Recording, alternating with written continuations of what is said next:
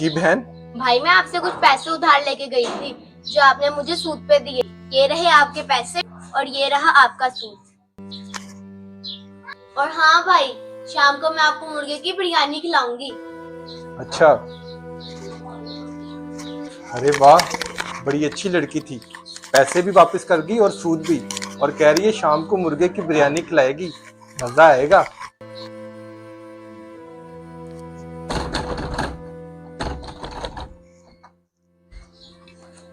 आपके पापा घर पर हैं? पापा तो ऊपर है।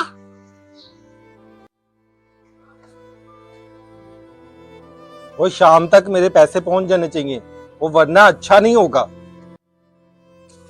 भाई ये ले मुर्गे की बिरयानी। बहन, क्या मैं ये पूछ सकता हूँ कि ये आप बिरयानी मुझे किस खुशी में दे रही हैं? मेरा मुर्गा मर गया था, मैंने सोचा उसकी बिरयानी बना के आपको खिला दूं। क्या?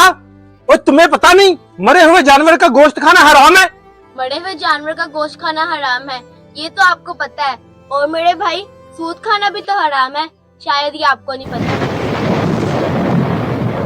पर अफसोस की बात है, आजकल का मुसलमान खाते वक्त तो हलाल ठूसता है और कमाते वक्त हलाल और हराम सब भूल जाते हैं।